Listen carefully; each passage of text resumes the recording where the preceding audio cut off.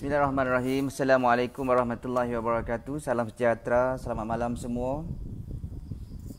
Syukur Alhamdulillah. Pertama sekali marilah kita panjatkan kesyukuran kita kepada Allah SWT, kerana dengan limpah dan kurnia pada malam ini kita dapat bersama lagi dalam sesi live kita untuk saya kongsikan kepada anda semua satu tajuk yang sangat-sangat menarik. InsyaAllah saya akan kongsikan kepada anda pada malam ini. Terima kasih kepada anda yang menjadi yang terawal. Tadi saya nampak tadi yang pertama Haji Nawe. Apa khabar? Assalamualaikum Haji Nawe. Ni siapa ni? Alimoy. Okey, salam sejahtera. Selamat malam Alimoy. Puan Yati. Okey. Assalamualaikum. Waalaikumsalam. Ni Cikgu Ina. Assalamualaikum. Waalaikumsalam. Okey. So insya-Allah siapa lagi yang bersama dengan saya pada malam ni? Ustaz Hashim. Okey, apa khabar Ustaz Hashim? Okay, saya doakan anda semua yang menonton pada malam ini mendapat ilmu dari apa yang saya nak kongsikan kepada anda. Jadi tajuk ataupun perkongsian saya pada malam ini sangat menarik. Sebenarnya kenapa saya nak kongsikan tajuknya pada malam ini, iaitu dah makan antidot tapi masih lagi tak nampak kesan. Dah makan, dah guna antidot tapi masih lagi tak nampak kesan. Kenapa ya? Okey. Siapa lagi bersama dengan saya ni? Okey, Encik Rodi, Encik Rodi salam. Okey. Saya nak tengok berapa orang yang bersama dengan sesi live saya pada malam ini. Okey, sebab tajuk pada malam ini adalah tajuk yang sangat hot Tajuk yang sangat hot, tajuk yang memang sering saya sendiri terima, sering mungkin anda sendiri terima. Selepas beberapa customer kita, pelanggan kita, kawan-kawan kita dah gunakan antidot, dah makan antidot tapi masih lagi tak nampak kesan. Jadi malam ini saya akan kongsikan kepada tuan-tuan dan puan. Jadi agar segala permasalahan yang berlaku, yang terjadi dalam bisnes anda ataupun dalam misi. Okey, minta maaf ada sedikit gangguan tadi, ada talian masuk. Okey.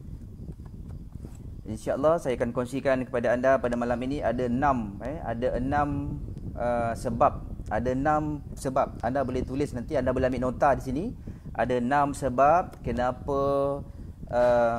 pelanggan-pelanggan anda, kenapa mungkin kawan-kawan anda dah makan antidot tapi masih lagi tak nampak kesan. Okey.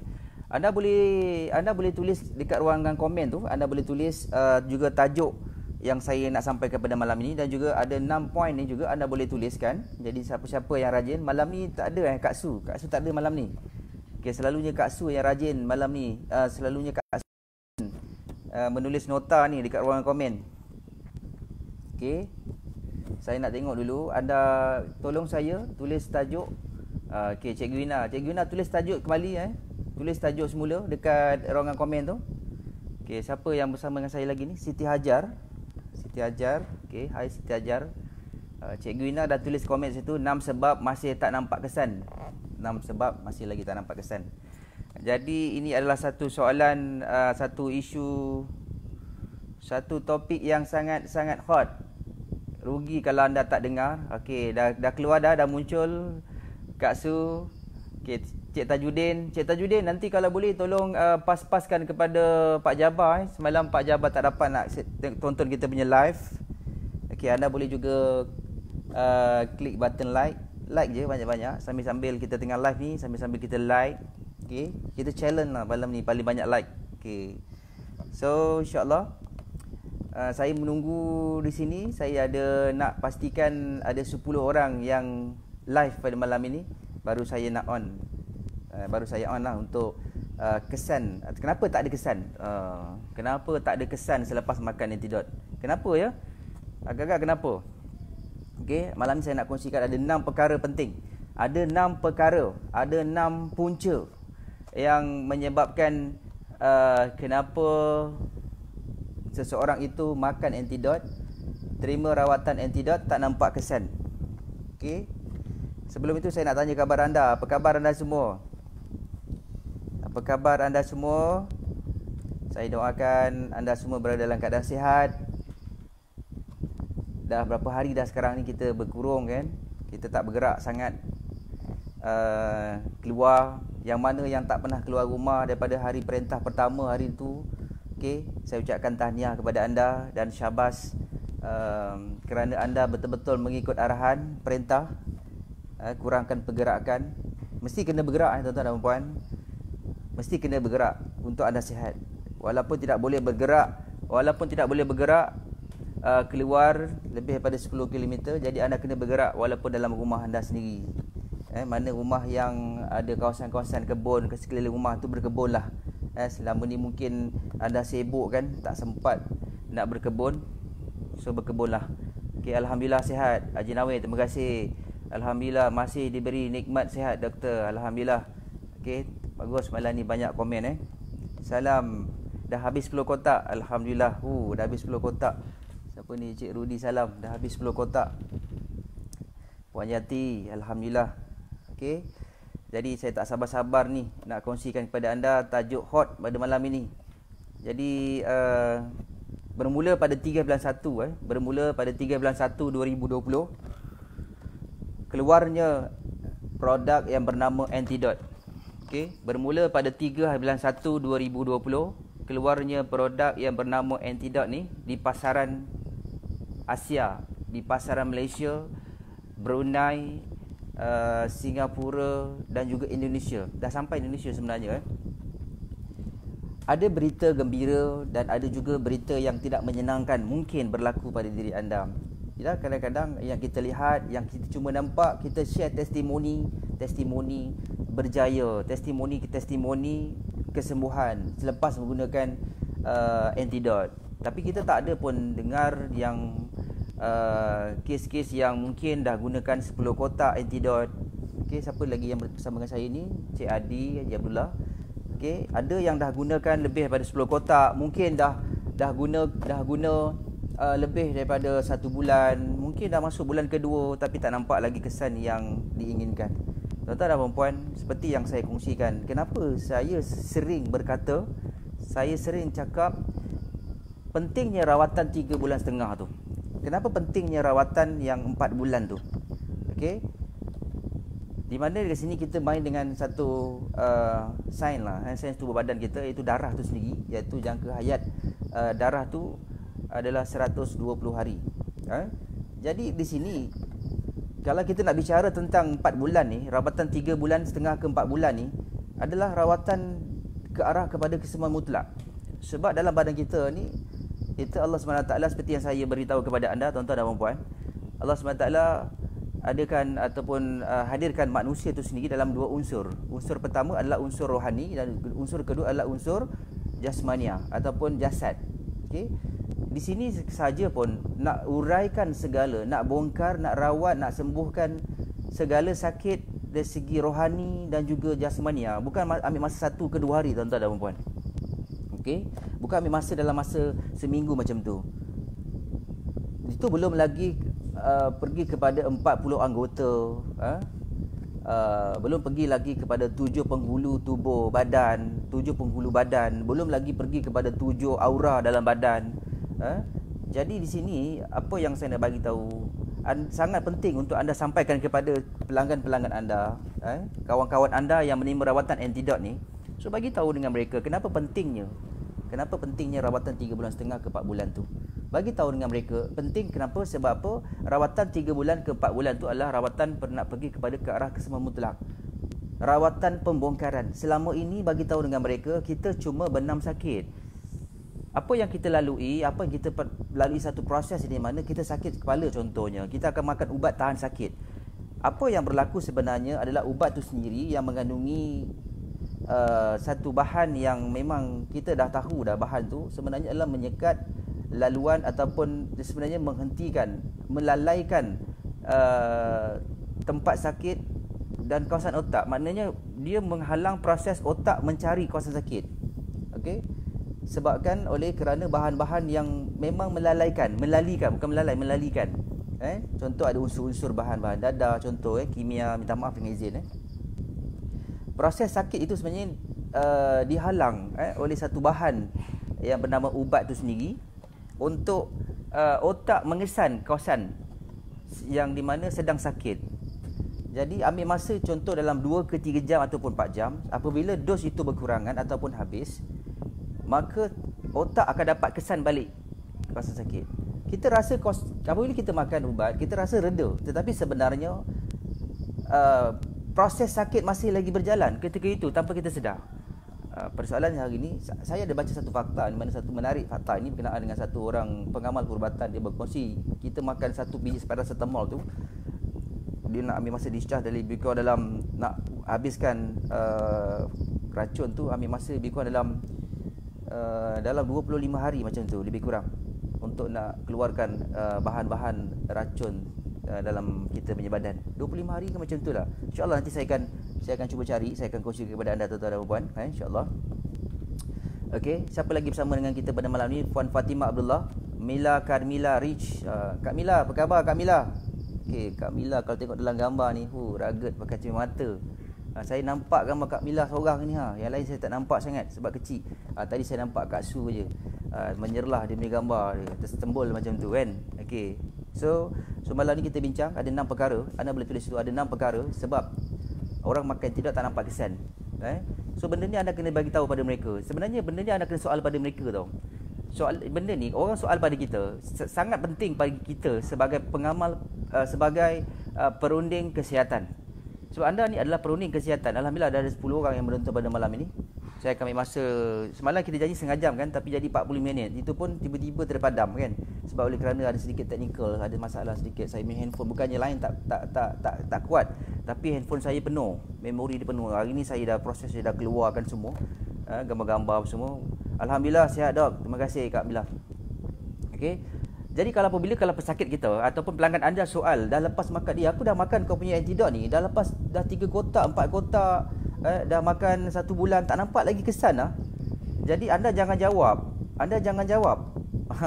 Saya nak bagi satu tips kepada anda. Anda jangan jawab. Anda jangan nak jadi hero sangat. Sebab kalau boleh kita bukan hero tau. Kita ni adalah perunding. Kalau kita jadi hero, nanti kita berlawan. Hero mana nak kalah kan? Dia mungkin kalah, tapi dia nak menang juga. So kita bukan nak menang, kita sebenarnya nak berikan solution. Kita nak berikan penyelesaian kepada kita punya pelanggan kita. Kita jangan sibuk-sibuk nak jadi hero. Kita jangan cakap cubalah makan lagi 1 hari 5 kali macam tu. Itu dah macam dah salah dah tu. Kita punya cara penyelesaian kita kan. So apabila orang soal pada kita soal balik. Saya bagi tips kepada anda. Ingat, ni adalah satu perkara yang penting. Apabila pesakit anda ataupun pelanggan anda komplain, dia kata tak ada kesan, anda soal dia balik. Ada 6 perkara ni sangat penting anda soal pada dia. Yang pertama, anda soal pasal persekitaran dahulu. Sebab apa? Punca ni sebenarnya saya nak kaitkan dengan punca daruri tau. Punca daruri saya nak kaitkan kepada anda sikit kat sini. Di mana punca daruri ni merangkumi 6 perkara asasi yang wajib dihadapi oleh semua manusia. Wajib tau. Wajib dihadapi oleh semua manusia. Sebab apa? Dia tak boleh lari. Kesan pemakanan apa ubat sekalipun, rawatan dan terapi pun, punca daruri ni memang wajib dihadapi oleh semua manusia. Jadi anda kena soalkan dia 6 perkara ni. Yang pertama, anda soal berkenaan dengan persekitaran dia. Bagaimana dengan persekitaran? So kita uraikan sikit. Persekitaran merujuk kepada tempat tinggal. Persekitaran merujuk kepada tempat tinggal, jenis tanah, bentuk muka bumi, udara sekeliling, cuaca setempat, udara sekeliling dan pertukaran musim. So kalau orang ni dia makan antidot, dia tak nampak kesan. Orang sebelah rumah, orang kampung dia, contoh orang sahabat dia dekat Kedah katakan, kat Kedah makan sama macam dia sakit, makan baik. Dia dekat Johor makan tak baik. Contoh darah tinggi lah. Orang kat Kedah tu makan ubat ataupun makan antidot ni, darah tinggi ni normal terus selepas 1 kotak ataupun lepas 2 cc. Dia dah makan 2 kotak, darah tinggi dia makin naik. So yang pertama adalah persekitaran. Persekitaran juga merangkumi bukan sahaja merangkumi muka bumi ataupun udara sekeliling. Persekitaran juga adalah merangkumi jiran dia ataupun dalam rumah tu sendiri. Persekitaran dalam rumah, macam mana dengan dalam keadaan rumah? Adakah dalam rumah tu selalunya orang membebel, mungkin pasangan dia selalu bising, selalu membebel. jadi dia boleh mengakibatkan proses membaik pulih sistem badan itu akan tergedala. Ialah apabila kalau isteri tu membebel tak tentu pasal, asyik nak bising saja membebel yang bukan-bukan. Lebih-lebih lagi hari ni memang tak boleh keluar kan. Tak boleh nak bergerak sana. Selalunya isteri dia mungkin selalu keluar ataupun suami dia selalu keluar kan. Jadi tak boleh keluar. Jadi macam jadi mati kutu lah, macam jadi semua tak serba tak kena. Okey. Jadi ini juga antara penyebab kepada persekitaran ni adalah penyebab kepada masalah ataupun tidak nampak kesan kesembuhan ataupun kurangnya sakit yang didapi itu. Okey, persekitaran. Jadi kat sini juga berbalik kepada isu berkenaan dengan bentuk muka bumi. Kalau kata kawasan tu adalah kawasan lembah, kawasan sejuk, kawasan katakan pergunungan, dia katakan ada masalah asma, katakan dia ada masalah asma. Okey. Kawan dia kat sebelah, katakan dekat negeri, katakan kat Johor, dia duduk dekat Cameron Highland lah, katakan dia ada asma. Dia nak cuba kawan dia sebab apa kat Johor tu baik asmanya. Dia dekat Cameron Highland dia sejuk. Okey. Jadi dia ni dah guna sekotak, dah guna 2 kotak, tapi boleh nampak lagi kesan kesembuhan yang diinginkan. Masih lagi semput. Kawan dia kat Johor tu 2 paket dah baik dah semputnya. Sebab kes asma ni banyak tuan-tuan dan puan, saya terima feedback daripada customer yang mana kata makin teruk asma dulu, asma dah lama dah baik, tiba-tiba makan antidot datang balik. Jadi apa kita bersoal pada dia adalah yang pertama yang tadi saya sebut tadi adalah persekitaran. Pastikan persekitaran tadi tu kita soal dia. Macam mana persekitaran dia? Kalau persekitaran dia berabuk, katakan kawasan dia adalah kawasan industri, kawasan kilang. Jadi apa yang perlu kita buat? Apa solution yang kita boleh sampaikan kepada mereka? Jadi bagi tahu dengan mereka, kalau kawasan mereka penuh dengan kawasan industri, suruh mereka jaga kebersihan dalam rumah. Maknanya mereka boleh menggunakan mask, katakan. Dalam masa proses rawatan tu, mereka boleh gunakan mask. Cuba tengok macam mana. Kalau mereka gunakan mask, nampak kurang, ataupun kat rumah mereka tu ada satu mesin, katakan. Sekarang kan banyak mesin pembersih udara kan. Suruh mereka cari mesin pembersih udara. Ataupun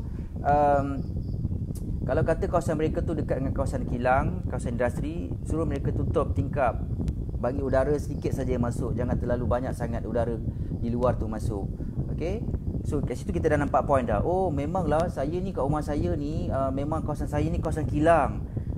Memang berhabuk. Kawasan saya, rumah saya tepi jalan. Betul lah, rumah saya, sebelah rumah saya ni ada kilang kayu, kilang perabot. So anda nampak tak? Dekat sini anda dah dapat dah jawapan dia. Bukan kerana antidot tu yang penyebab kepada dia tak baik ataupun tak nampak kesan kesembuhan dia. So nampak tak? Apabila anda cuba cari masalah, anda soal masalah ini, anda soal kepada mereka tentang persekitaran, kalau jumpa, ini adalah satu jawapan yang anda ingin, yang anda dah jumpa dah. Satu permasalahan yang anda dah temui. Persoalan pada dia tu, kenapa tak ada kesan selepas saya gunakan antidot? Sebab saya ni makin teruk semput. So anda bagi tahu macam mana tuan, puan, persekitaran tuan macam mana, rumah tuan ni dekat mana, tepi jalan ke, atas bukit ke, dekat dalam tasik ke, atas tasik ke, ataupun rumah terampung ke, ataupun kawasan tu penuh dengan sampah sarap ke, kawasan pembuangan sampah ke. So di situ. So kalau dia bagi tahu, contohlah dia kata, oh rumah saya ni ada memang sebelah kilang, banyak kilang lah. So dekat situ anda bagi tahu dengan mereka, boleh selesaikan masalah dia. Okey, anda cuba berehat dekat satu kawasan lain dalam seminggu. Cuba dalam 1 ke 2 hari macam tu, ataupun seminggu balik ke kampung ataupun keluar daripada kawasan tu. Bila sebab mereka ni nak berubat kan, nak kuatkan dulu antibody. Dia cuba ajak mereka, suruh mereka keluar daripada kawasan tu dulu dalam seminggu macam tu, ataupun sehari 2. Kalau sambil dia makan antidot, kalau ada pengurangan, di situ punca dia. Okey, so faham yang pertama persekitaran. Saya duduk flat dok. Okey, duduk flat. Tak ada masalah. Duduk flat tingkat berapa? Kalau tingkat atas sekali tu okey juga. Tapi kalau kat Kuala Lumpur ni Kak Mila, memang kawasan tu adalah kawasan yang memang banyak udara tercemar kan. Tapi sekarang alhamdulillah ada kurang lah, sebab kereta pun dah tak banyak. Siapa sekarang bersama dengan saya lagi? Puan Rasima Husin. Terima kasih Puan Rasima. Okey, kita teruskan dekat sini. Jadi apabila kalau katakan orang tu dia kata kawasan saya ni bagus, tidak ada kawasan-kawasan yang kotor, rumah saya ada penyedot udara ataupun ada mesin udara yang membersihkan udara dalam rumah, tapi masih lagi sakit, darah tinggi saya makin naik, kencing manis saya makin naik, asma saya makin teruk. Jadi anda boleh soal kat sini juga. Yang seterusnya, okey, antara yang kedua di sini adalah anda boleh soal kat sini dari segi punca daruri yang lain disebabkan oleh anda soal dari segi makanan dan minuman pula. Yang ni sangat penting. So bagi tahu dengan mereka, katalah mereka ni ada masalah darah tinggi. Ni menarik. Dia dah makan, darah tinggi dia makin naik. So bagi tahu dengan dia. Bagi tahu dengan dia. Okey. Bagaimana dengan dia punya makanan dia? Adakah dia ni tak makan garam langsung? Dengar betul-betul Ni cerita bawa makanan je. Dia ada dua, makanan dan minuman. Yang kedua, poin yang kedua ni makanan dan minuman. Soal dia dari segi makanan dan minuman. Okey, alhamdulillah. Okey, terima kasih Cikgu Ina. Soal dari segi makanan dan minuman dia pula. So benda ni sangat penting tuan-tuan dan puan. Sangat penting sebab apa? Kadang-kadang orang soal pada kita, aku tak serasi lah dengan tidur kau ni. Aku makan makin teruk lah. Aku makan makin muntah lah. Aku makan makin berak-berak lah. Aku makan makin pening. Aku makan darah tinggi aku makin naik. So anda nak jawab apa? Takkan anda kata tak apalah, pergi cek produk lain lah. So kalau 6 perkara ni insya-Allah kalau anda soal pada dia, mesti insya-Allah anda akan jadi hebat. Anda akan dapat penyelesaian insya-Allah. Percayalah. Sebab ni berdasarkan pengalaman saya.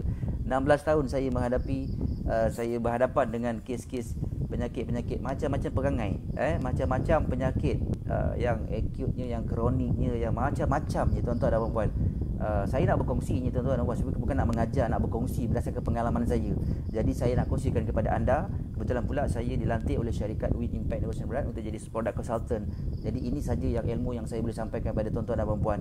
Kalau tuan-tuan dan puan-puan rasa ilmu ni adalah satu ilmu yang boleh memberikan manfaat pada tuan-tuan dan puan-puan, insya-Allah amalkanlah. Walau hari ni tuan-tuan berada kat mana sekalipun, so insya-Allah ilmu ni insya-Allah akan bawa tuan-tuan dan puan-puan akan menjadi satu insan yang luar biasa, yang akan menjadi penyelesaian kepada semua umat manusia insya-Allah. Puan Ana Rasyah, okey, Puan Ana, hai Puan Ana, okey.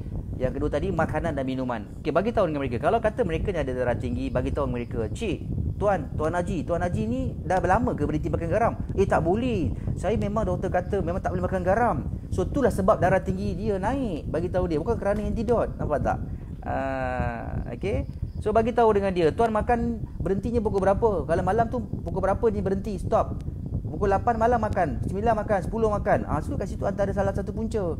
Kalau orang ada masalah darah tinggi, apa jua penyakit, jangan makan sebelah malam. Boleh makan, tetapi makanan bukan makan nasi, lauk kambing, lauk daging, lauk ikan asam pedas, lauk masak lemak, cilapi. Tak boleh tuan-tuan dan puan. So bagi tahu dengan dia. So pakcik dalam proses rawatan kan pakcik terima rawatan 3 bulan setengah kan. Ini kita nak offer 3 bulan setengah punya rawatan ni. So bagi tahu dengan mereka, pakcik kalau buat rawatan 3 bulan setengah pakcik kena ikut cakap saya pakcik. Okey, pakcik makan pukul berapa pakcik? Pakcik kan dah makan antidot kan rawatan ni. Okey. So bagi tahu dengan pakcik tu, pakcik berhenti makan pukul berapa? Oh tak ada, saya memang malam-malam saya suka makan lah doktor. Saya suka makan tuan. Pukul 10 tu saya masih lagi makan. Dalam masa rawatan ni memang saya makan. Bagi tahu dia, dalam masa rawatan ni, dalam masa seminggu ni ataupun dalam masa 2 kotak pakcik dah makan antidot ni, malam pakcik makan tak? Dia kata makan. Sebenarnya bukan tak boleh makan, boleh makan. Makanan ringan lah, makanan sunat, contoh kurma kan. Kita makan contoh apa dia? Kita makan biskut-biskut yang ringan-ringan lah, biskut-biskut yang fiber, katakan serat tinggi kan. So kita makan, minum dengan susu kambing ke kan. So tak jadi masalah. So apabila dia bagi tahu dia makan malam, dia makan memang suka hati dia je makan. So itu antara satu poin yang anda boleh bagi tahu pada mereka, ni antara salah satu sebab pakcik. Tadi berbalik kepada garam tadi. Pakcik dah berapa lama dah tak makan garam? Pakcik dah memang dah lama dah. Mak engkau tu memang dah tak bawa masin-masin dah. Pakcik takut. Doktor kata makan garam tu bahaya. So bagi tahu dengan mereka pakcik makan garam pun, tak makan garam pun pakcik punya darah pun naik kan? Tak juga pakcik tak makan garam pun darah pakcik naik juga. So jadi nak salahkan garam ke? So bagi tahu dengan mereka, bagi tahu dengan pakcik tu tuan-tuan dan puan-puan, ini bukan satu isu yang saya nak reka-reka, tidak. Penawar darah tinggi adalah garam sebenarnya. Bukan garam kita kena makan lantak macam tu, macam makan gula-gula, tak. So garam kita makan ada cara dia tuan-tuan dan puan-puan. So bagi tahu dia, bagaimana pakcik nak kena ambil garam yang boleh menawarkan pakcik punya darah tinggi. Bukan merubat, bukan ubat, menawar. Menawarkan. Mentawarkan ke menawar? Menawarkanlah, merendahkan bacaan. InsyaAllah dengan izin Allah boleh semua mutlak. So cara pengambilan garam, pakcik kena ambil garam pakcik. Kalau tak, pakcik tak ambil garam, darah tinggi pakcik akan naik dan pakcik akan kekal dengan darah tinggi itu. Sebab ramai orang darah tinggi yang tak makan garam, darah tinggi pun naik juga. Jadi sekarang ni macam mana? So bagi tahu dengan mereka, pagi-pagi bangun tidur, jangan gosok gigi, sediakan segelas air kosong. Sediakan air segelas kosong, air kosong lah. Letakkan secubit garam, ambil garam, letak secubit. Lepas tu kacau guna jari. Mulut kita tadi tu, gigi kita punya mulut tak basuh kan, tak gosok gigi kan. So kita minum bismillahirrahmanirrahim. Kita kumur, telan. Jangan kumur buang. So hilang zat dia. Okey? So kumur telan. Pakcik buat tak macam tu? Pakcik tak buat macam tu. Gelilah pakcik. Itulah sebab pakcik jangan salahkan Antidot. Pakcik jangan salahkan rawatan saya. So rawatan saya adalah rawatan yang terbukti pakcik. Kita dah uji semua bahan-bahan ni adalah bahan-bahan. Pakcik nak kata apa? Makanan sunnah tak elok, kurma tak elok. Pakcik nanti bahaya pakcik. Itu makanan Nabi pakcik, sunnah Nabi. So bagi tahu dengan pakcik tu. Apabila pakcik ambil garam, insya-Allah dengan izin, garam tu akan menawarkan pakcik punya darah tinggi. Pakcik tak buat kan? Tu macam tu. Lepas tu pakcik buat tak? Masa pakcik makan, pakcik cecah tak garam sebelum makan? Oh tak. Kenapa? Takut darah tinggi naik. Itulah sebab pakcik tak cecah garam pun darah tinggi pakcik naik. Betul? So nampak tak? So apa yang kita boleh bagi tahu pada mereka kat sini? Pakcik sebenarnya dapat dua pahala. Pahala pertama, pahala untuk pakcik jaga kesihatan. Yang kedua, pahala sunnah. So bagi tahu mereka sebelum makan cecah garam, lepas makan pun cecah garam. Cecah secubit lah, bukan cecah macam tu pakai tangan cecah jilap macam tu, tak, cecah sikit contoh macam tu. Lepas tu dah kita makan. Pakcik makan macam mana pakcik jari pakcik? Macam tu ke? Macam 3 jari ke ataupun 5 jari ni pakcik makan? Pakcik makan 5 jari. So lepas ni pakcik kena makan guna 3 jari saja pakcik. Sebab pakcik kan dalam proses rawatan. So dalam proses rawatan ni bagi tahu dengan mereka, ada 6 perkara yang saya akan soal pakcik dalam proses rawatan ni. Kalau pakcik gagal dalam 6 perkara ni, jangan nak salahkan rawatan Antidot. Jangan nak salahkan saya punya ubat pakcik. Saya marah ni pakcik. Tapi anda pandailah cakap macam tu kan dia. Slow-slow lah. Ni cara saya. Kalau orang datang buat rawatan dengan saya akan cakap ada 6 perkara ni, mungkin saya akan cakap. Bukan mungkin, saya akan cakap. Tapi selalunya bab makan dengan minum ni memang saya akan menang. So mereka akan kalah. So mereka tidak boleh cakap apa-apa dah masa tu. Percayalah tuan-tuan dan puan-puan. Saya tak nak nanti orang cakap, tak boleh lah, pakciknya tu gaut dia makin berdenyut, dia tendang pintu sampai goboh kerana Antidot punya pasal lah. Dulu tak bisa macam ni, sekarang dah berdenyut, kaki dah macam apa dah bisa berdenyut. Tuan Asmawi, Tuan CEO sedang menonton. Okey, bos CEO watching. Dalam proses rawatan. Okey. Itulah pakcik je jangan makan makin teruk apa semua tu. So bagi tahu dengan mereka bagaimana pakcik punya air. Nampak tak yang kedua dah masuk. Yang kedua, poin yang nombor 2, tapi yang dipecahkan makanan dan minuman pula. So bagi tahu dengan mereka, macam mana pakcik punya minum. Cukup tak? Pakcik punya berat badan ni saya tengok dah besar dah ni. Dah 60 kilo dah ni, dah 70 kilo. Nak soal pakcik, buah pinggan pakcik rosak tak? Buah pinggan pakcik ada masalah tak? Doktor pernah kata tak buah pinggan pakcik tu ada masalah? Tak ada, buah pinggan pakcik cantik, bersih. Darah tinggi pakcik je, kencing manis pakcik je. Okey tuan-tuan dan puan, saya bawa cerita darah tinggi kencing manis. Tapi anda boleh kaitkan dengan apa je masalah tentang ilmu yang saya nak sampaikan kepada anda. Dia sama saja sebenarnya. Okey. So bagi tahu dengan pakcik tu. Pakcik punya air berapa liter sehari pakcik minum? Pakcik minum satu hari adalah kot, banyaklah kot. Saya tak nak banyak pakcik, saya nak berapa liter sehari. Saya nak jawapan tu spesifik. Di sini saja insya-Allah tuan-tuan dan puan, anda boleh menang. Tuan-tuan dan puan yang dirahmati Allah Subhanahu Wa Taala, kepada semua yang hadir, yang datang sedang menonton pada malam ini, tuan-tuan dan puan, kita sebenarnya sebagai pengamal, kita sebenarnya sebagai penasihat kesihatan, apa yang perlu kita sampaikan kepada mereka adalah satu konsep penyembuhan mutlak, tuan-tuan dan puan. Kita nak bawa kepada proses kesembuhan mutlak yang dipanggil satu pengurusan kesihatan yang boleh membawa kepada kesembuhan mutlak. Yang ini kita nak. Berbalik kepada kisah pakcik tadi tu. So bagi tahu dengan pakcik tu, pakcik minum air satu hari berapa liter? Entahlah. Satu botol tu besar tu habis. Satu botol besar tu macam besar macam mana pakcik? Dia kata, okey, kita boleh tunjukkan botol tu. Minta maaf Kita boleh tunjukkan. Kalau kata kita ada botol yang besar macam tu pakcik, yang tinggi macam tu pakcik, yang besar macam tu. Ya, habis tu. Itu baru 1.5 liter pakcik. So bagi tahu dengan mereka, pakcik punya berat badan 70 kilo, 50 kilo ke atas, 60 ke atas, pakcik kena minum 3 liter air sehari pakcik. Pakcik ni sebenarnya hutang dah berapa banyak dengan air tu. Otak pakcik perlukan air 3 liter, pakcik kata pakcik bagi 1.5 liter. Macam mana otak nak bekerja? Macam mana nak akseskan semua? Berapa banyak organ yang perlukan air? Otak perlukan air, badan perlukan air. 80 ke 90% badan kita ni semuanya air. Yang di mana perlukan air. Pakcik hutang berapa banyak air? Itu boleh cerita hutang air lain. Itu hutang air, bil api, bil air tu tak bayar lagi. Ini air yang betul-betul kena pakcik makan, penyebab kepada pakcik punya darah tinggi tu naik. Pakcik kena betulkan pakcik. Bukan lebih minum air agak-agak banyak kot. Bukan kot. Kita bukan nak kot-kot. Kita nakkan spesifik. 1.5 liter, 3 liter. Macam tu.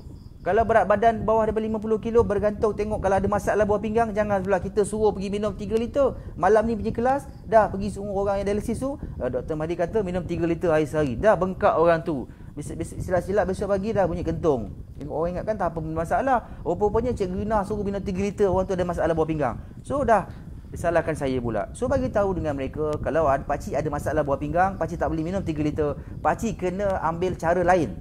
Tu saya nak terangkan lagi. Itu cara lain tu. Banyak lagi cara. Ada 6 kan? Selesai tak dengan masalah air tadi tu? So soal mereka, kalau mereka kurang minum air, tak cukup spesifiknya air, liter air tadi tu, di situ saja anda boleh menang. Pakcik balik rumah, pakcik betulkan air, baru datang jumpa saya. Pakcik balik rumah, jangan marah-marah saya lepas ni. Pakcik betulkan air dulu, lepas tu pakcik jumpa saya balik. InsyaAllah tuan-tuan dan puan-puan, selalunya mereka datanglah keadaan gembira. Selalunya feedbacknya akan jadi gembira. Kenapa? Sebab apa? Air mereka cukup, maka di sini kesihatan mereka akan bertambah baik. Sebab bahan kita ni, antidot ni, ada 10 bahan. Ada 10 bahan, macam masuk dalam blender lah. Ibarat macam ada kurma, ada goji, ada buah delima, ada madu. Masuk dalam blender, contoh kan masuk dalam blender.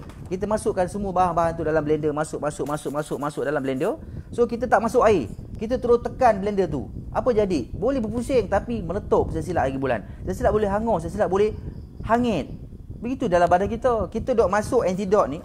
Rawatan ni memang kita tahu dah ada keberkatannya dalamnya. Dan memang proses dirawatan dia diuji, bahan-bahan yang diuji untuk proses kesemuan mutlak. So kita duk pergi masuk ke dalam badan tanpa air yang banyak. Samalah juga macam hari ni, kita punya tandas lah tuan-tuan dan puan. Ni kadang-kadang saya nak bagi gambaran yang mudah faham lah tuan-tuan, lagi senang. Kita cuci tandas lah tuan-tuan dan puan pakai klorok. Cuci tandas pakai klorok ataupun peluntur. Sebab tandas rumah kita tu terlalu banyak sangat kotor. Maklumlah duduk kat rumah ni kan, dah dekat seminggu lebih 2 minggu dalam rumah ni. Memang orang kata kerak kat dinding bila air tu memang dah jadi tebal lah. Mungkin dah jadi terlentang, dah boleh jalan, dah boleh licin dah kan. Jadi kita pun ambil peluntur, kita siram kat dinding tu. Lepas tu kita tinggalkan tanpa jirus air bersih. Apa jadi agak-agak? Anak kita masuk, anak kita jatuh. Isteri kita masuk, isteri kita jatuh. Semua masuk, kita pun jatuh. Satu hal lah jatuh. Yang kedua, bau pula yang memang tak menyenangkan.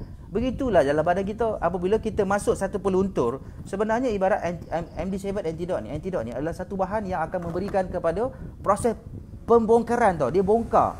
Anda bayangkan daripada kecil anda, apa masalah dalam badan anda makan macam-macam, perut anda tu ubat apa-apa anda makan, anda masuk antidot, makanan yang memberikan keseimbangan, dia nak proses, nak keluarkan, anda kurang minum air. So bagaimana tuan-tuan dan puan pada nak bekerja? Okey tuan-tuan, nampak tak? Kat sini saja. Yang kedua ni pun saya ingat dah boleh menang dah. Nak cerita pasal 3, 4 sampai 6 tu saya ingat pakcik tu dah balik dah. Tak apalah nak, pakcik balik lah, pakcik kalah dah ni. Tapi tak apa, sebab ni ilmu tuan-tuan dan puan. Sebab apa? Kadang-kadang ada orang persekitaran bersih, air pun okey, makan semua okey. Oh, saya garam okey. Saya setiap kali makan garam. Lepas makan garam. Nak tidur garam. Bangun pagi garam.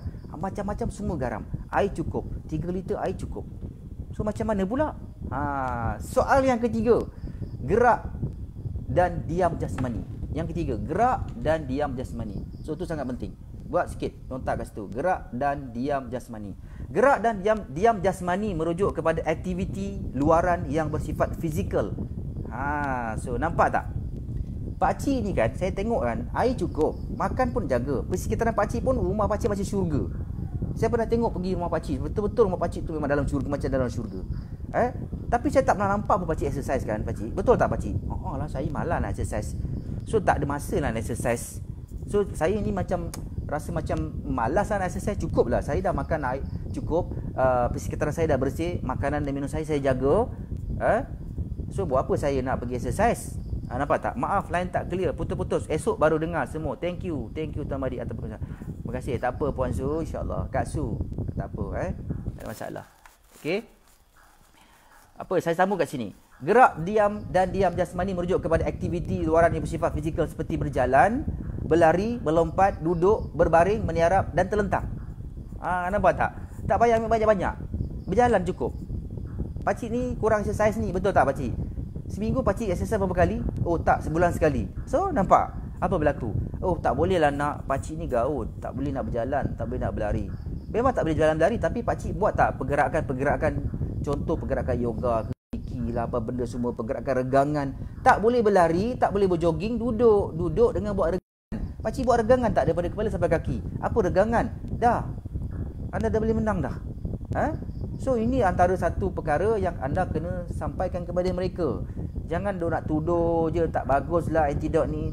Kalau macam tu, percayalah tuan-tuan dan puan, anda tak buat 3 ni daripada 6 ni, apa produk mahal 1 biji sampai 5,000 pun anda makan pun tak akan boleh baik tuan-tuan dan puan. Ini asas, di antara asas. Ada banyak lagi tuan-tuan dan puan. Antara sebab kenapa tak baik tu boleh cerita lagi bab aura, warna mana yang pudar. Dalam badan kita ni ada 7 warna kan. Warna apa yang pudar, sebab kita makan apa ubat pun dia tak akan pergi, dia mantul. Tu tak cerita pasal aura lagi. Tu banyak lagi kisah-kisah dia. Ni cerita pasal yang ni je baru ni yang punca daruri je. Okey, so clear Macam mana pula dalam keadaan tadi tu gerak dan diam jasmani tu, dia tak berjalan, dia tak berlari, dia tak berjoging dia yalah tak buat senaman lah katakan. Tu dia. Okey, yang keempat, gerak dan diam. Tadi gerak dan diam jasmani, yang seterusnya gerak dan diam rohani. Yang tu yang keempat, gerak dan diam rohani. Itu yang keempat Okey, anda boleh buat nota, gerak dan diam rohani. Okey, gerak dan diam rohani ini dia merujuk kepada aktiviti dalaman yang bersifat mental dan emosional. Seperti apa? Berfikir, apa lagi? Berkhayal, marah, apa lagi? Takut, sedih, suka, benci orang lebih sangat, apa lagi? Mengajuk, okey, beri tidur dan jaga, apa lagi? Apa lagi? Ni kalau cerita pasal satu je pun suka marah ni pun, saya nampak pakcik ni macam suka marah. Saya dah datang pakcik nak marah saya je. Nampak tak? So bagi tahu dia, gerak dan diam rohani merujuk kepada aktiviti dalaman yang bersifat mental dan emosional. Seperti apa? Berfikir, berkhayal, marah, gembira, takut. Gembira pun tidak boleh gembira sangat. Takut pun tidak boleh takut sangat. Sedih pun tidak boleh sedih sangat. So bagi tahu dengan mereka, pakcik ni dalam masa 1 bulan ni pakcik ada sedih ke pakcik? Pakcik memang sedih. Sebab apa? Anak pakcik dah lama tak balik. Kenapa tak balik pakcik? Sebab ni ada virus yang nama COVID-19 ni kan, tak balik anak. Selalunya ialah tak, pakcik pun sedih dengarnya. Dia duduk kat rumah tu dah tak kerja kan. Tak tahulah dia makan apa agaknya kat rumah tu. So nampak tak? Dia selalu memikirkan pakcik ni, makcik ni sedih kenapa? Itulah pakcik kau tu selalu keluar malam. Sekarang ni kan tengah perintah kurangkan pergerakan. Tapi makcik tengok dia tu keluar juga malam-malam. Subuh balik. Tak tahulah dia nak kata kerja guard, bukan dia kerja pun. Dia tak ada pun kerja. Tapi tiba-tiba balik je. Makcik fikir kan, takut dia nanti kena pula jangkitan kuman virus COVID-19 tu. So dia banyak fikir. So darah tinggi dia naik. So nampak tak? Tapi dia tengah makan antidot. Lepas tu darah dia naik. Itu soal dia. Makcik ni ketawa kuat sangat ni, gembiranya terlebih sangat ni pakcik. Betul tak? Tak. Sedihnya sedih. Nampak tak? So anda akan jumpa kan, makcik ni macam bencikan orang lebih sangat ni. Bencikan dekat pakcik kau. Benci sangat kat dia. Sebab apa? Selalu keluar malam. So nampak tak? Benci yang melampau pun boleh menyebabkan darah kita, masalah kita, sakit kita akan meningkat. Nampak? Itu apa dia? Yang tadi tu gerak dan diam rohani. Okey, yang kelima. Dah nak habis ni. dan habis dah. Okey. Yang kelima, okey, tidur apa dia? Yang kelima, tidur dan jaga. Okey, tidur dan jaga. Okey, antara puncanya kat sini tidur dan jaga. Okey, bab tidur dengan jaga ni sebenarnya satu benda yang memang menarik yang saya nak sampaikan kepada anda. Bab tidur dan jaga. Okey. Mana tadi kat sini? Okey.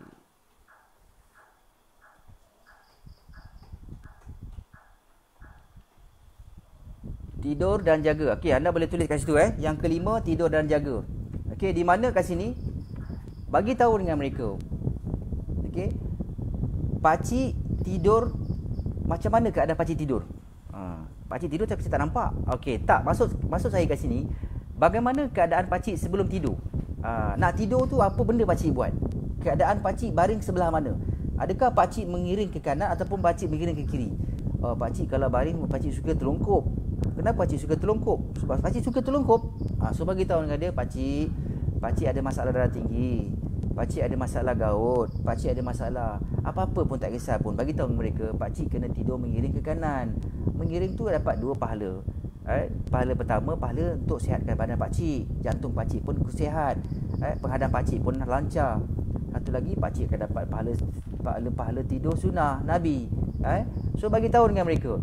So kalau dia kata dia tidur ke kiri, dia tidur terlentang, dia tidur terlongkop. So dekat situ antara salah satu sebab ataupun kesan kenapa dia buat rawatan antidot, tak nampak kesan dia. Sebab dia. Tu nampak tak? Okey. Okey. Satu lagi dekat sini. Yang ni apa lagi kan? Ini berkenaan dengan okey, bangun pula. Tadi dia tidur kan? Macam mana pula dalam keadaan masa dia bangun tidur? Bangun tidur, pakcik terus bangun macam tu ke terus bangun menegak ataupun pakcik macam mana? Pakcik kalau bangun macam mana pakcik kalau bangun, pakcik bangunlah. Terus bangun. Pakcik ada masalah kesihatan ke pakcik? Orang yang sihat pun kalau salah bangun tidur pun pakcik boleh sakit. Lagikan pakcik kalau ada sakit, kalau salah pakcik cara bangun pun pakcik boleh sakit tu boleh makin mudarat. Sakit tu makin teruk. Pakcik kalau bangun kalau boleh mengiring ke kiri. Mengiring ke kiri. Baring, bangun macam tu ke kiri, bukan ke kanan, ke kiri.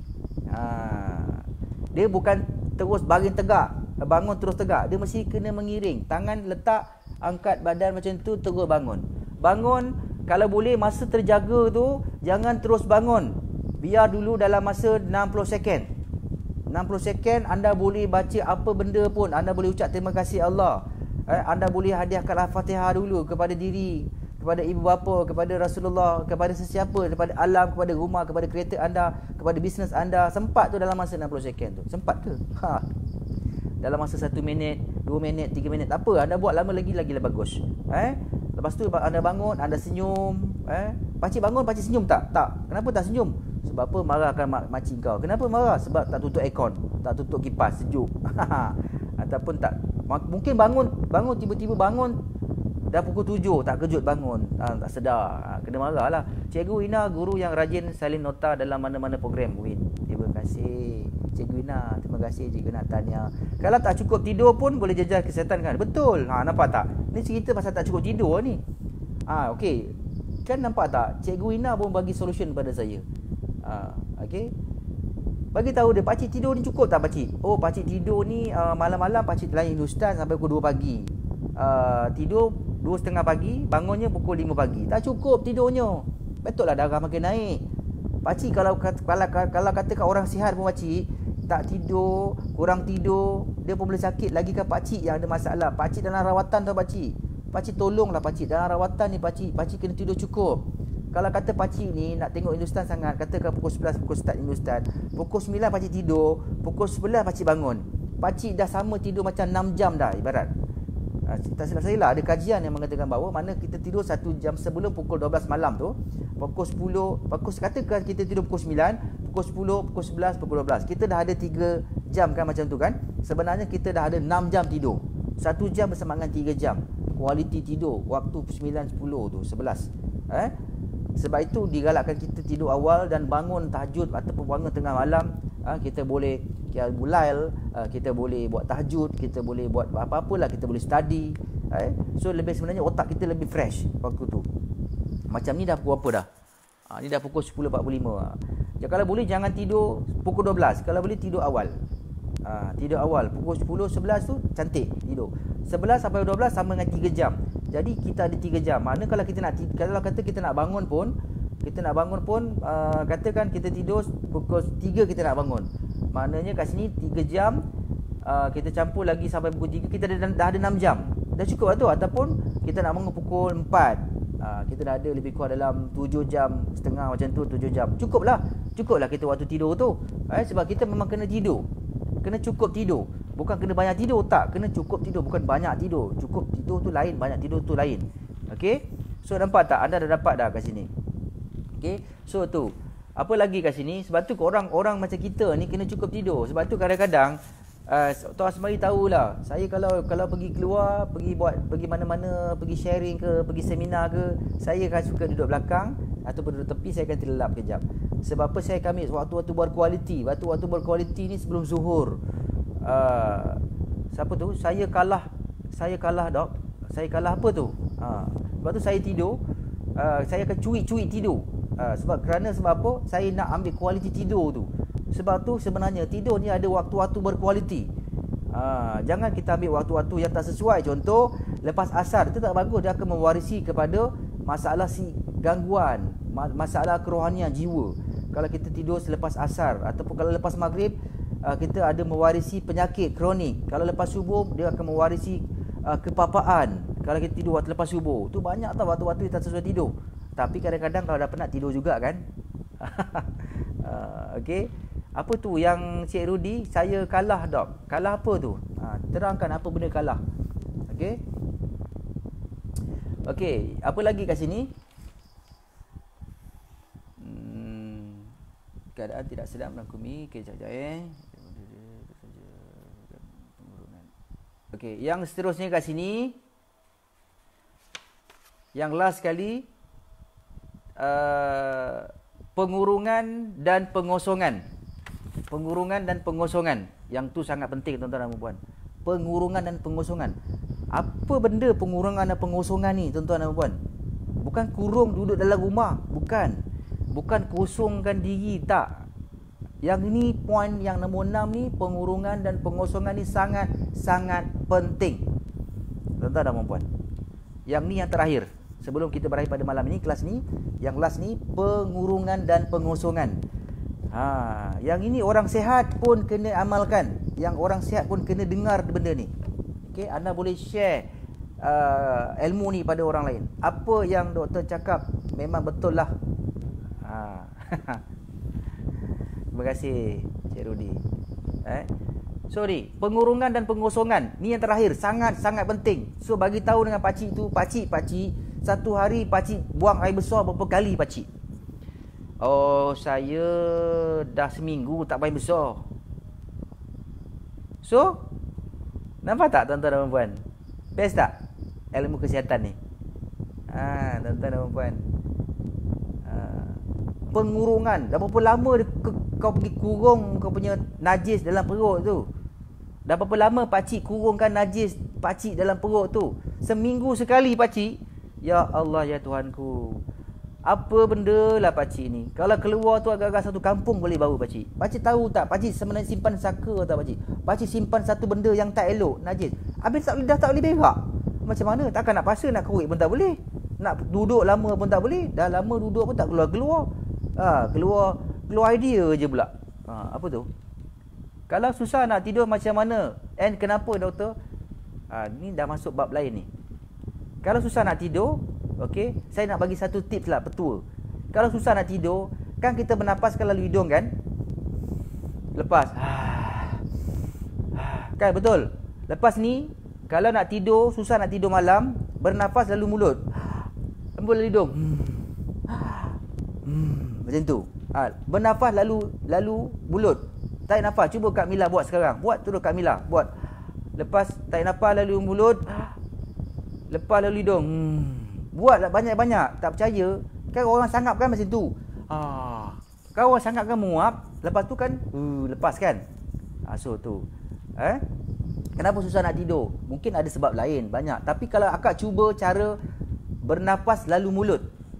Bernafas lalu mulut, lepas tu kalau kata tak boleh tidur juga, akak cuba buat satu lagi petua ni. Akak tarik nafas dalam-dalam, bayangkan warna merah jambu. Bayangkan warna merah jambu, tak jumpa warna merah jambu, tengok dulu dinding warna merah jambu.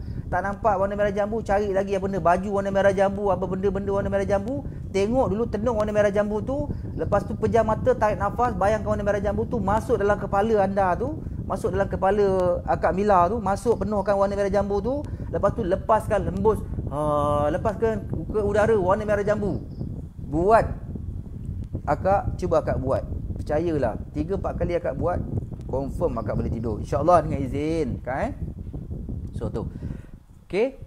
Berbalik kepada cerita tadi, pengurungan dan pengosongan. Bagi tahu pakcik tu, pakcik berapa lama dah pakcik punya pembuang air besar macam mana pakcik? Pakcik tadi dia dah bagi tahu kan, dia kata seminggu sekali. Oh, pakcik buang cuma buang air besar nak. Satu hari sekali buang. Tapi macam melayang nak, najisnya macam nipis macam tu. Macam lubang ni besar tapi keluarnya nipis. Nampak tak? So anda dah nampak dah kat sini. Ini antara salah satu punca kenapa darah tinggi dia naik. Kenapa dia punya penyakit dia susah nak baik. Sebab kat situ anda dah tahu dah. So solution dia nanti macam mana cara nak lembutkan, nak besarkan daripada nipis tu nak jadi bulat, gedabak macam tu. Macam mana cara nak jadikan bulat besar macam tu. InsyaAllah saya akan kongsikan macam mana najis kita jadi dia besar. Jangan main-main tau. Benda ni betul, real. Satu lagi bagi tahu dia, pakcik kalau buang air besar, kalau pakcik punya najis tu jatuh kat lubang tandas tu, bunyi dia belentum ke ataupun bunyi dia slow je, smooth je bunyi dia. Kalau dia bunyi belentum tiba-tiba hilang, aku ni dah buang air besar ke belum? Najis aku mana pergi? Ke ada benda hantu jin makan najis aku ni? Kalau dia tiba-tiba dia keluar jatuh belentum, bunyi terus hilang dalam tu, itu ada something wrong. Pakcik macam tu ke pakcik? Lah nak. Sampai kadang-kadang makcik kau belum terjaga. Makcik kau sampai terjaga malam, sampai terjaga. Tak payah pakcik kejut subuh. Dia bangun sendiri sebab pakcik punya najis tu kadang bunyi belentum bunyi dia. So kat situ anda dah dapat tahu dah. Ini antara salah satu sebab kenapa sakit dia susah nak baik. Kenapa dia dah buat rawatan antidot, kenapa dia makan rawatan antidot, buat rawatan antidot, kenapa masih lagi tak baik. Oh pakcik, saya dah dapat jawapan dah pakcik. Kenapa pakcik punya darah tinggi ni, kencing manis ni masih lagi tak nampak kesan yang kesemua yang diinginkan. Sebab najis pakcik tu, dia punya dengung dia kuat sangat. Dia punya apa dipanggil, beban dia tu, berat dia tu terlalu berat sangat. Habis kalau yang bagus macam mana nak? Macam mana tuan? Yang bagusnya pakcik, najis pakcik tu dia jatuh bunyi tak belentum, lepas tu dia timbul. Dia timbul melayang.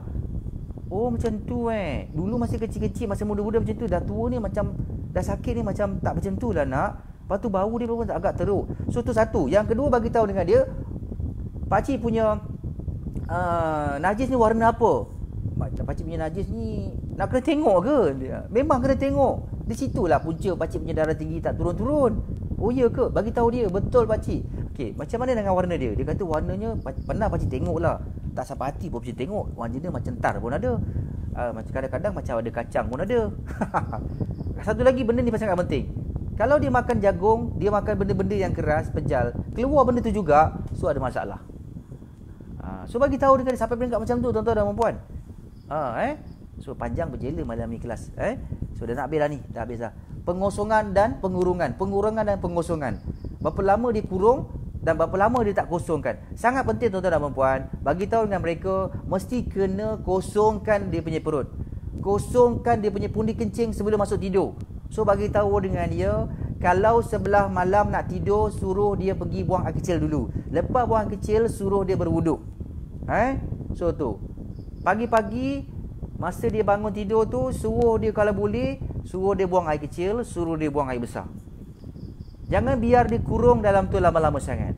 Kalau dia bagi tahu dia, kalau pakcik dah macam ni, seminggu baru sekali buang air besar, pakcik, inilah sebenarnya punca pakcik punya ni. Sebab tadi pakcik daripada yang pertama, daripada air tadi tu, daripada makan tadi tu, pakcik tak betulkan. So percayalah, pakcik betulkan semua 6 perkara ni, InsyaAllah pakcik, najis pakcik pun tak belentum, najis pakcik pun pakcik nampak melayang, timbul. Lepas tu pakcik punya badan pun akan rasa ringan. InsyaAllah pakcik. So tu bagi tahu dengan mereka. Okey tuan-tuan dan puan, itu saja kelas kita pada malam ini. Allahumma salli ala Muhammad wa ali Muhammad. So itu saja, insya-Allah kita akan kongsikan lagi nanti kelas pada topik yang lain. Kalau ada apa-apa soalan yang nak diajukan, anda boleh ajukan dalam grup. Okey. InsyaAllah kalau ada masa nanti saya akan jawab. Okey, tuan-tuan dan puan, saya ucapkan ribuan terima kasih kepada semua yang menonton kelas live kita pada malam ini. Saya sebenarnya suka. Saya pernah buat live ni 30 hari ke 40 hari macam tu lah tuan-tuan dan puan. Boleh kata berturut-turut jugalah. Adalah 1-2 hari saya cuti sekejap kerana sikit masalah suara saya, masalah kesihatan. Tapi saya suka berkongsi tentang ilmu. Ini belum cerita lagi berkenaan dengan kenapa sakit ada kaitannya dengan warna. Kenapa kita sakit tak baik-baik ada kaitannya dengan kita punya aura yang ketiga. Kenapa kita sakit ada kaitannya dengan macam-macam tuan-tuan dan puan. Ada kaitannya dengan udara, ada kaitannya dengan kita sombong pada tanah, kita sombong pada alam. Kenapa kita sakit ada kaitannya dengan kita buang sampah melalui tingkap kereta kita. Ya Allah ya Tuhanku. Banyak tuan-tuan dan puan. Kalau kita nak soal tuan-tuan dan puan, banyak sangat.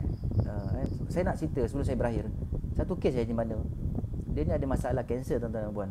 Dia ada masalah kanser payudara tau. Apabila saya bagi tahu dengan dia, akak selalu ke buang sampah melalui tingkap contoh kan. Ini satu benda yang kadang-kadang benda ni kita nak sampaikan ni, ini ilmu tuan-tuan dan puan. Ini ilmu, sangat penting ilmu ni. Buang sampah melalui tingkap. Buang sampah, makan jajan, buang lalu tingkap kereta. Banyak kali saya buat. Cuba akak jangan buat. Lepas tu akak bertaubat. Akak minta maaf pada alam. Macam mana minta maaf pada alam? Kat mana kawasan yang akak tu? Sampai situ aku minta maaf dulu aku pernah cemarkan kau. Aku pernah campak pampers anak aku. Dia lah masih kecil-kecil, anak-anak aku banyak, 3-4 orang mengenyot semua. Berak-berak dalam kereta, aku cempak kat luar, takkan nak bau. Laki aku muntah, aku buang lalu tingkap. So habis akak buang, akak tak fikir alam tu macam mana pula, macam mana dia menangis. Kalau akak seorang, kalau 1000 orang, dah jadi tandas kat situ, jadi tombot, dah jadi kawasan pembuangan sampah kat situ. So apa dia tuan-tuan dan puan?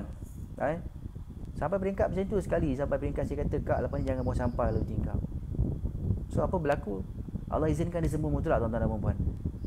Dia setiap kali dia pergi mana-mana kawasan yang dia pernah cemarkan tu, walhal orang kata sedikit sampah gula-gula pun dia pernah buang kawasan tu, dia minta maaf dengan alam, minta maaf alam, minta maaf sebab semua makhluk ni semua bernyawa kan.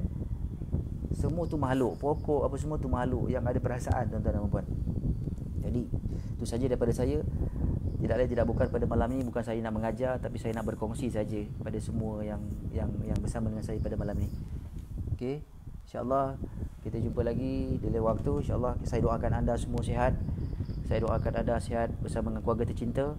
Doakan saya agar saya diberikan kesihatan, kekuatan dari segi mental, fizikal, spiritual dan juga rohani untuk saya kongsikan ilmu kepada anda semua. InsyaAllah kita jumpa lagi. Sekian, terima kasih kepada Tuan CEO kita yang sudi menonton, kepada Cikgu Ina, kepada Cik Rudi, kepada Ali Moy, kepada Haji Nawi, kepada Puan Suzaida, kepada Kak Jun, kepada Puan Fatimah, siapa lagi tadi, Puan Yati.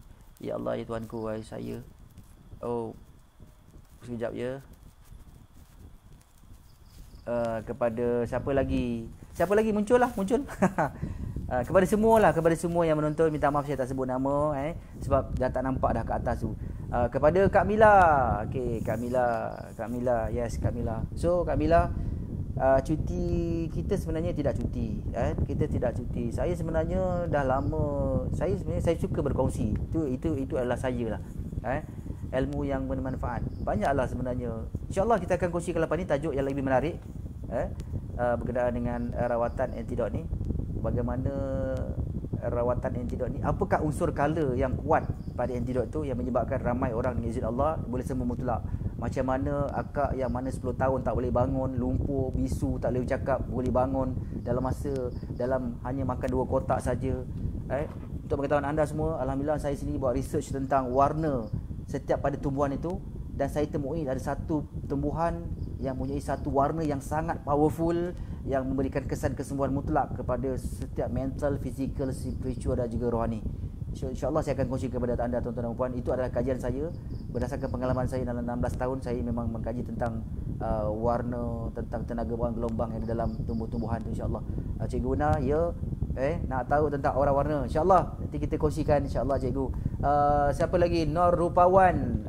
Terima kasih dok. Tonton Nur Rupawan memang tonton daripada awal ke? Okey, alhamdulillah. So tak apa, lepas ni boleh tonton lagi. Mana yang tak sempat nak tonton, mana yang terlepas kelas pada malam ni, anda boleh tonton. Kita tak delete insya-Allah. So malam ni adalah hari ketiga kita hari ketiga kita bersesi bersecara langsung. So okey, akhir kata daripada saya ucapkan ribuan terima kasih sekali lagi. Yang baik itu datang daripada diri saya, yang baik itu datang daripada Allah SWT, yang kurang itu datang daripada diri saya. Saya ucapkan saya minta ampun dan maaf kalau terkasar bahasa. Kita carut-carut sikit pada malam ni. Okey, jangan stres-stres sangat. Selalu senyum-senyum, bangun senyum, makan senyum, apa pun senyum, insya-Allah. Okey. Okey, itu saja daripada saya. Kita jumpa lagi. Assalamualaikum warahmatullahi wabarakatuh. Bye bye.